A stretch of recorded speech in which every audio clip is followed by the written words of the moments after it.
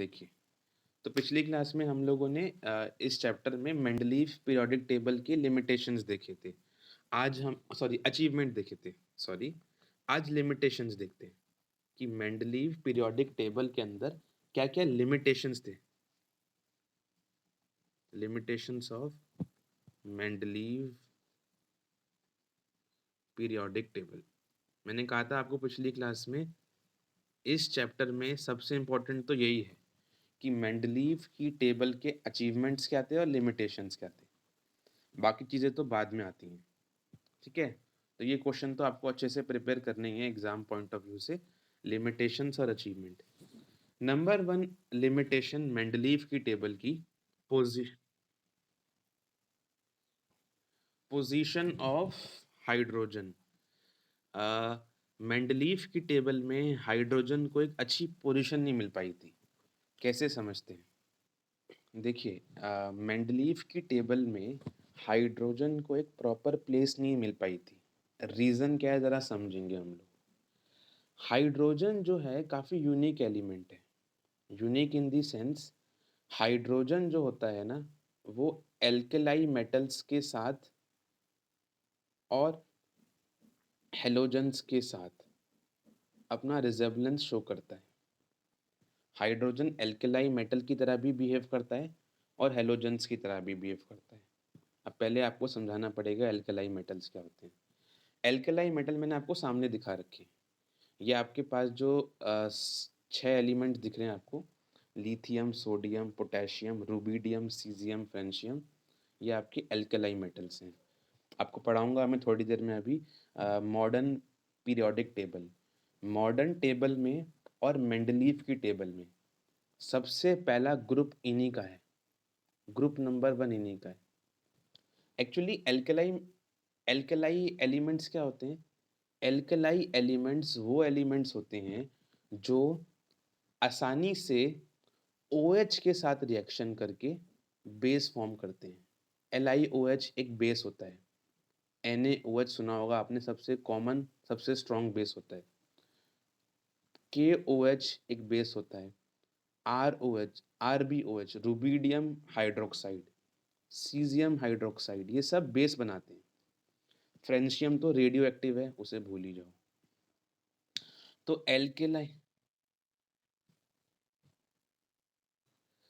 तो कहने का ये मतलब है मेरा आपसे कि हाइड्रोजन एल्केलाई एलिमेंट्स और हैलोजन एलिमेंट्स दोनों की तरह बिहेव करता है। एल्केलाई एलिमेंट्स क्या होते हैं?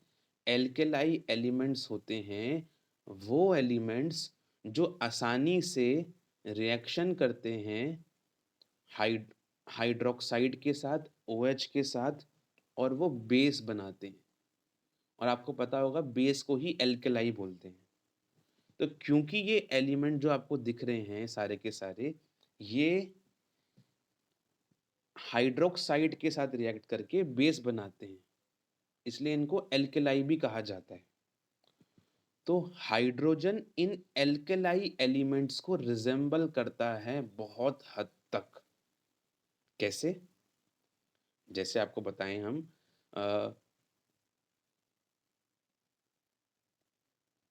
पहला पॉइंट तो आपको मैंने बता ही दिया कि ये जितने भी आपको दिख रहे हैं एल्केलाई एलिमेंट्स, ये OH के साथ रिएक्शन करके बनाते हैं आपका एक बेस एल्केलाई, जैसे सोडियम हाइड्रोक्साइड। तो वाटर कौन सा कम है? वाटर भी तो रिएक्शन करता है OH के साथ, वो बनाता है H2O। रिएक्शन तो वो भी करता है OH के साथ। तो एक तो सिमिलरिटी हो गई हाइड्रोजन की इनके साथ, कि जैसे ये लोग रिएक्शन करते हैं OH के साथ, हाइड्रोजन भी रिएक्शन करता है। Number 1 point. नंबर 2 पॉइंट, अगर आप क्लास 9th याद करिए, आप लोगों ने पढ़ा होगा कि लिथियम की इलेक्ट्रॉनिक कॉन्फ़िगरेशन क्या होती है? 2 1। सोडियम की होती है 2 8 1। पोटेशियम की पढ़ी होगी आपने, 2 8 8 1। रुबिडियम, सीज़ियम, फ्रेंशियम की नहीं पढ़ी, बट अगर आप उनको देखेंगे उनकी ऐसी होती है 2 8 18 8 1। कुल मिला के कहने का ये तात्पर्य निकलेगा कि इन सभी एलिमेंट्स के आउटर मोस्ट शेल में एक इलेक्ट्रॉन आता है दोस्तों, और हाइड्रोजन के पास भी आखिरी शेल में एक ही इलेक्ट्रॉन होता है। तो इन सब के पास इलेक्ट्रॉनिक कॉन्फ़िगरेशन सेम जैसी होती है। सबके आउटर मोस्ट शेल में एक इलेक्ट्रॉन होता है। तो हाइड्रोजन इनको दोबारा से रिजेंबल करने लगा। तीसरा पॉइंट जो रिजेंबल करता है हाइड्रोजन इनको, कि होता क्या है दोस्तों, आपको पता होगा, जैसे ये जितने भी एलिमेंट्स हैं, ये लोग ना नॉन मेटल से रिएक्शन करते हैं। Non metal in the sense, जैसे ये लोग क्लोरीन से रिएक्शन कर सकते हैं। आपको पता होगा NaCl बनता है ना, Na जब करता है रिएक्शन क्लोरीन से। हाइड्रोजन कहाँ कम है, हाइड्रोजन भी तो करता है क्लोरीन से रिएक्शन, HCl बनता है। नंबर 1 एक और चीज़ हो गई। दूसरा, आपको पता होगा कि ये जितने भी एलिमेंट्स हैं ये ऑक्सीजन से भी रिएक्शन कर सकते हैं। जैसे मैं सोडियम का एग्जांपल लेता हूँ बार बार। जब Na रिएक्शन करता है ऑक्सीजन से, NaO2 बनता है। तो ये भी तो रिएक्शन करता है हाइड्रोजन ऑक्सीजन से, HO2 बनाता है, सॉरी H2O बनाता है। ऐसे ही ये जितने भी आपके एलिमेंट्स हैं, ये लोग आपके रिएक्शन कर सकते हैं सल्फर के साथ। तो हाइड्रोजन भी रिएक्शन करता है सल्फर के साथ, H2S Na2S। तो बहुत हद तक हाइड्रोजन एल्केलाई एलिमेंट्स को रिजेंबल करता है प्रॉपर्टीज में। कैसे रिजेंबल करता है? इन सब की इलेक्ट्रॉनिक कॉन्फ़िगरेशन सेम है। सबके पास एक इलेक्ट्रॉन होता है आउटर मोस्ट शेल में। जिस तरह ये एल्केलाई एलिमेंट्स बनाते हैं बेस OH से रिएक्शन करके, वैसे ही ये रिएक्शन करता है OH के साथ। जैसे ये एल्केलाई एलिमेंट्स रिएक्शन करते हैं नॉन मेटल के साथ, वैसे ही ये रिएक्शन करता है हाइड्रोजन नॉन मेटल के साथ। तो कायदे में तो मेंडलीव को एल्केलाई एलिमेंट के साथ प्लेस करना चाहिए हाइड्रोजन को, क्योंकि याद करिए हाइड्रोजन की टेबल, मेंडलीव की टेबल में एलिमेंट्स सेम प्रॉपर्टी के हिसाब से अरेंज हुए थे। मैंने बताया भी था, एलिमेंट्स की अगर प्रॉपर्टी सेम है तो वो सेम ग्रुप में आ रहे थे। तो इसका मतलब है हाइड्रोजन इन सब के साथ आना चाहिए। परंतु परंतु हाइड्रोजन तो कहता है कि मैं एल्केलाई एलिमेंट के साथ तो रिजेंबल करता हूँ उनको। हाइड्रोजन कहता है कि मैं हेलोजन्स को भी रिजेंबल करता हूँ। हेलोजन्स कौन होते हैं दोस्तों? कुछ नॉन फ्लोरीन, क्लोरीन, ब्रोमीन, आयोडीन, इन सबको हम हेलोजन्स बोलते हैं। नॉन मेटल्स होते हैं ये, आपको पढ़ाऊंगा मैं। ये मॉडर्न पीरियोडिक टेबल के अंदर 17th ग्रुप में आते हैं ये लोग। फ्लोरीन, क्लोरीन, ब्रोमीन, आयोडीन जो है ना, ये लोग ये 17th ग्रुप में आते हैं। फर्स्ट ग्रुप में मैंने बताया आपको एल्कलाई एलिमेंट्स आते हैं। नॉन मेटल्स को हेलोजन्स कहा जाता है। तो हाइड्रोजन इनको भी रिजेंबल करता है। कैसे दोस्तों? जैसे fluorine, chlorine, bromine di atomic molecule form करते हैं। डाई एटॉमिक मॉलिक्यूल क्या होता है? डाई एटॉमिक का मतलब है कि फ्लोरीन नेचुरल स्टेट में दो फ्लोरीन के साथ मिलके रहता है, क्लोरीन दो क्लोरीन के साथ मिलके रहता है, ब्रोमीन के दो एटम साथ रहते हैं मिलके, आयोडीन के दो एटम साथ रहते हैं। हाइड्रोजन का भी सेम केस है, उसके भी दो एटम साथ रहते हैं मिलके। तो जैसे हेलोजन्स डाई एटॉमिक की फॉर्म में एग्जिस्ट करते हैं, हाइड्रोजन भी डाई एटॉमिक स्टेट में एग्जिस्ट करता है। एक चीज। दूसरी चीज, जैसे ये नॉन मेटल्स, जैसे मैं आपको क्लोरीन का एग्जांपल देता हूँ, जैसे ये नॉन मेटल रिएक्शन करते हैं मेटल के साथ, वैसे ही हाइड्रोजन भी रिएक्शन कर सकता है मेटल के साथ, NaH बनाएगा। तो बड़ा चैलेंजिंग हो गया है तो हमारे लिए कि कहाँ रखें हाइड्रोजन को। हाइड्रोजन तो हर तरह के रिएक्शन शो करता है। हाइड्रोजन देखो मेटल के साथ भी रिएक्शन कर सकता है, और मैंने पढ़ाया था आपको अभी, हाइड्रोजन तो नॉन मेटल क्लोरीन के साथ भी रिएक्शन कर सकता है। तो इसीलिए हाइड्रोजन को एक स्पेस, एक पोजीशन देना बड़ा मुश्किल था मेंडलीव के लिए, और वो इनको प्लेस नहीं दे पाए थे। पोजीशन ऑफ हाइड्रोजन, इसमें पहला पॉइंट लिखेंगे, hydrogen resembles alkali elements. Alkali element बोलिए इसको आप, या एल्कलाई मेटल्स बोलिए, बात एक ही होती है।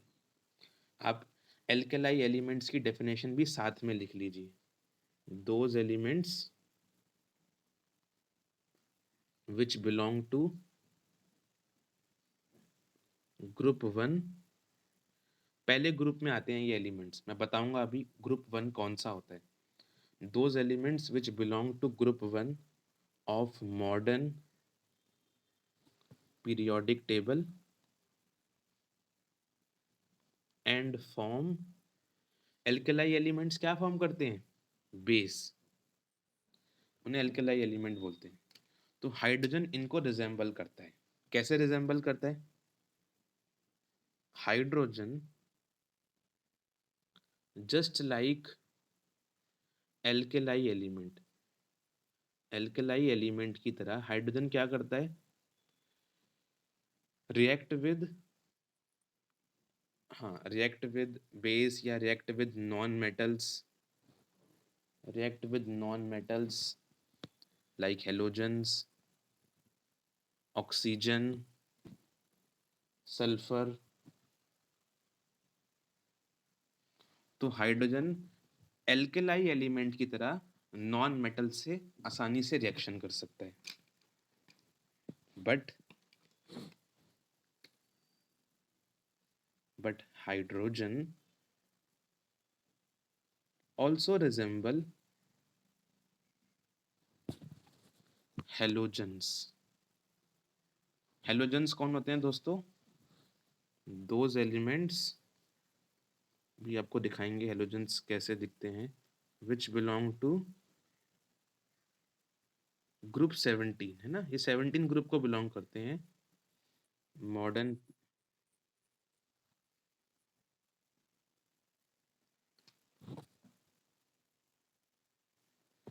तो those elements which belong to 17th group 17 of modern periodic table,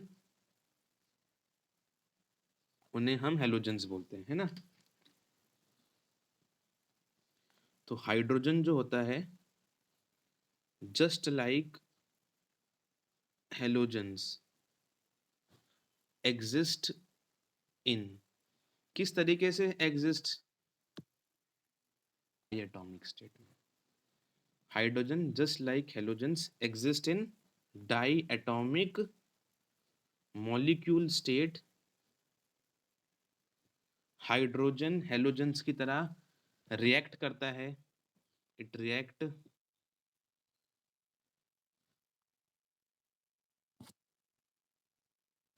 die atomic molecule state. Hydrogen it react with metal, जो हाइड्रोजन होता है हेलोजन की तरह मेटल से रिएक्ट भी करता है। हेंस ये बड़ा चैलेंजिंग था मेंडलीव के लिए कि उसको कहाँ रखे। हेंस हाइड्रोजन दोनों की तरह रिजेंबल करता है, hydrogen resemble like alkali as well as halogen elements, and so Mendeleev was not able to assign a place to hydrogen। तो हाइड्रोजन को एक प्लेस नहीं दे पाया था Mendeleev. Second point, second limitation, position of isotope. Position of isotope भी नहीं बता पाए थे मेंडलीव। वैसे गलती नहीं थी उनकी इसमें, क्योंकि जब मेंडलीव साहब ने टेबल दी थी उस समय आइसोटोप नहीं थे, उनके मरने के बाद आइसोटोप डिस्कवर हुए थे। बट चलो कोई नहीं, हम तो गलतियां निकाल रहे हैं तो निकालते हैं उनकी गलतियां। देखिए, आइसोटोप्स के बारे में कुछ नहीं बता पाए थे मेंडलीव साहब। पहली बात तो आइसोटोप्स क्या होते हैं उसको रिकॉल करते हैं क्लास 9 से। आइसोटोप्स वो एटम होते हैं जिनके पास एटॉमिक नंबर होता है तो सेम, बट उनका मास नंबर होता है डिफरेंट। जैसे मैं आपको एग्जांपल दूं, हमारे पास हाइड्रोजन के 3 आइसोटोप्स होते हैं, प्रोटियम, ड्यूट्रियम, ट्राइटियम। 3 आइसोटोप्स होते हैं। प्रोटियम का एटॉमिक नंबर 1 है, ड्यूट्रियम का एटॉमिक नंबर 1 है, ट्राइटियम का एटॉमिक नंबर 1 है, परंतु प्रोटियम का मास नंबर 1 है, ड्यूट्रियम का 2 है, ट्राइटियम का 3 है। सेम एटॉमिक नंबर इनके क्या हैं? सेम है, और इनके मास नंबर डिफरेंट हैं। अब जरा ये याद करो, मेंडलीव की टेबल में एलिमेंट्स कैसे अरेंज करे गए थे? इंक्रीजिंग ऑर्डर ऑफ मास में। ये तीनों के तीनों हाइड्रोजन है, बट तीनों का मास तो अलग है। कैसे अरेंज करेगा मेंडलीव इनको? प्रॉब्लम थी ना, क्योंकि हैं तो सारे हाइड्रोजन ही भाई, बट सबका मास अलग है। कैसे अरेंज करा जाए? प्रॉब्लम थी। अब एक और देख लेते हैं आइसोटोप क्लोरीन का, क्योंकि आपकी बुक में क्लोरीन का मेंशन करा गया है, हाइड्रोजन का नहीं करा गया। क्लोरीन के 2 आइसोटोप्स होते हैं, सेम चीज़ है वो, आइसोटोप्स जिनका एटॉमिक नंबर सेम होता है। क्लोरीन का एटॉमिक नंबर 17 है, बट मास नंबर डिफरेंट होता है। क्लोरीन का जो पहला आइसोटोप है उसका 35 मास नंबर है, दूसरे का 37 है। इसलिए आपको पढ़ा होगा आप लोगों ने क्लास 9th में, इन दोनों का अगर एवरेज लेते हैं तो क्लोरीन का 35.5 एटॉमिक मास होता है। किसी का मास पॉइंट में नहीं होता कभी भी, वो तो एवरेज लेके केमिस्ट्री वाले उसको दिखाते हैं। चलो वो छोड़ो। तो क्लोरीन के साथ प्रॉब्लम थी। क्लोरीन के भी 2 आइसोटोप्स हैं तो क्लोरीन के दोनों आइसोटोप्स, इनका मास डिफरेंट है। और मेंडलीव ने कहा था मैं तो elements increasing order of mass में अरेंज कर रहा हूँ, तो मेंडलीव साहब इनको प्लेस नहीं दे पा रहे थे, जो इनकी लिमिटेशन निकली। तो पोजीशन ऑफ आइसोटोप्स, पहले आइसोटोप की डेफिनेशन लिख दो टीचर के सामने। Isotopes are atom of same element, same element के एटम होते हैं which have same atomic number, इनका एटॉमिक नंबर सेम होता है बट हैव डिफरेंट, इनका डिफरेंट क्या होता है दोस्तों? एटॉमिक मास या मास नंबर। एग्जाम्पल की फॉर्म में आपकी बुक में दे रखा है, क्लोरीन के 2 आइसोटोप्स हैं, एटॉमिक नंबर 17, मास नंबर 35 और 37। तो ये तो आइसोटोप्स की डेफिनेशन लिखी, बट आपको बताना है कि आइसोटोप्स को क्या ढंग से बता पाया था, एक्सप्लेन कर पाया था मेंडलीव? नहीं। Since isotopes have different mass number, so they were not given a proper place in Mendeleev's periodic table. Copy कर लीजिए। थर्ड पॉइंट मेंडलीव की लिमिटेशन, कि मेंडलीव ये नहीं बता पाए थे कि कितने नए एलिमेंट्स फ्यूचर में डिस्कवर्ड होंगे, स्पेशली दो एलिमेंट्स के बीच में मेंडलीव ये नहीं बता पाए थे कितने एलिमेंट्स डिस्कवर्ड होंगे। थर्ड ये लिमिटेशन थी, Mendeleev was not able to predict how many new elements will be discovered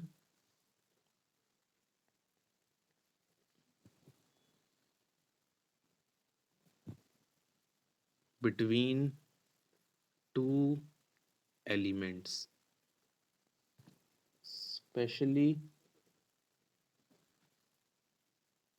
especially between heavier elements। दो हैवी एलिमेंट्स के बीच में कितने एलिमेंट्स डिस्कवर्ड होंगे, मेंडलीव ये नहीं बता पाया था। और एक काम करना है, इस थर्ड पॉइंट में ना हेडिंग लिख देना, प्रिडिक्शन ऑफ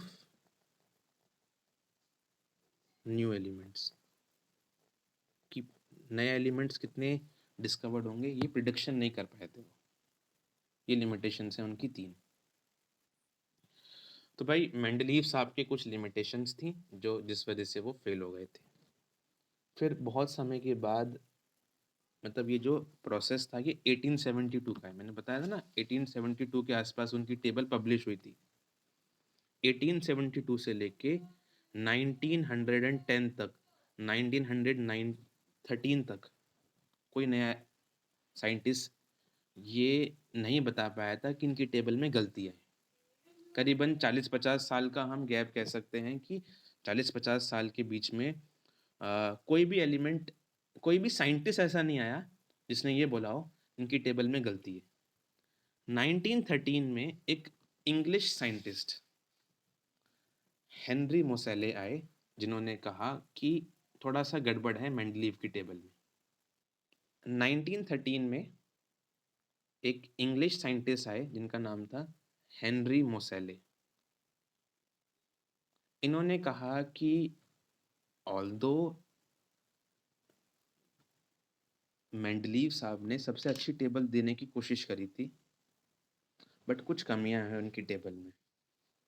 हेनरी मोसेले तो उन्होंने बताया कि कुछ कमियां हैं मेंडलीव की टेबल में, और उन्होंने कहा कि कमियां इस वजह से आ रही हैं क्योंकि मेंडलीव साहब एटॉमिक मास पे रिलाई कर गए थे। हेनरी मोसेले ने कहा अगर आप मेरी तरह, मतलब हेनरी मोसेले ने कहा कि एटॉमिक मास एक फंडामेंटल प्रॉपर्टी नहीं हो सकती। एलिमेंट्स को अरेंज करने की सबसे बेस्ट प्रॉपर्टी हेनरी मोसेले के अकॉर्डिंग एटॉमिक मास नहीं थी। हेनरी मोसेले का मानना था, हाँ हेनरी मोसेले का मानना था कि एटॉमिक नंबर एक फंडामेंटल प्रॉपर्टी है जिससे हम एलिमेंट्स को अरेंज कर सकते हैं, जो आपको सामने दिख भी रहा होगा कि हेनरी मोसेले ने एलिमेंट्स को कैसे अरेंज कर रखा है। हाइड्रोजन का एटॉमिक नंबर 1,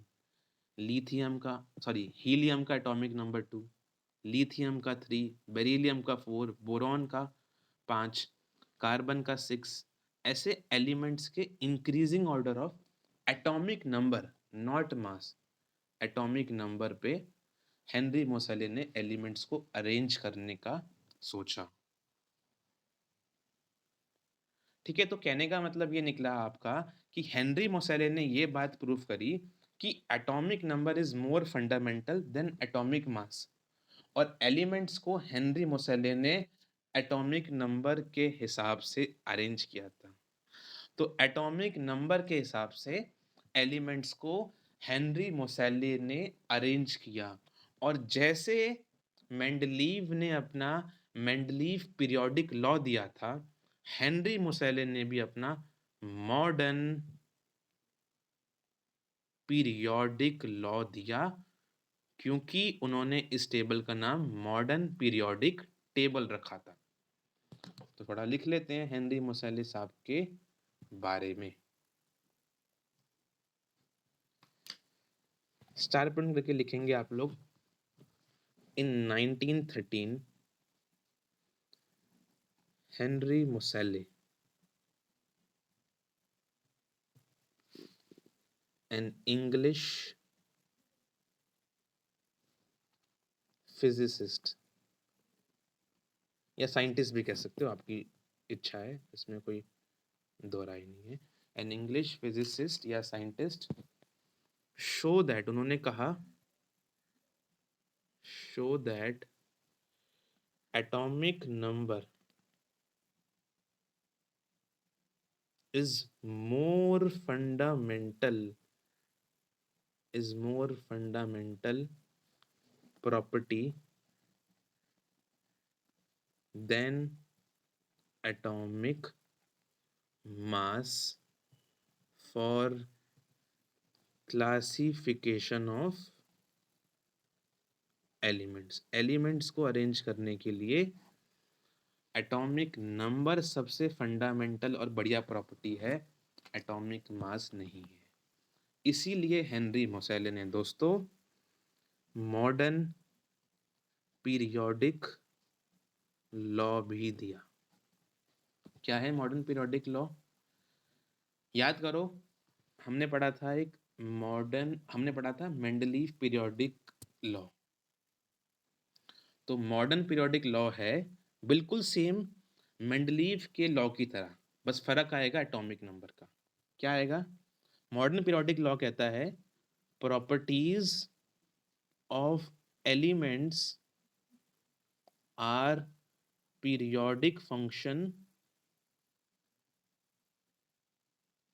ऑफ देयर, क्या लिखें बताइए?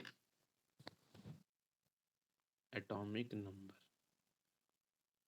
मास कहाँ पर लिखेंगे हम लोग? मेंडलीव के लॉ में। इसको एक्सप्लेन भी कर दीजिए। That is when elements are arranged, कैसे अरेंज करो एलिमेंट्स को? when elements are arranged in increasing order of their atomic number, then elements with similar chemical properties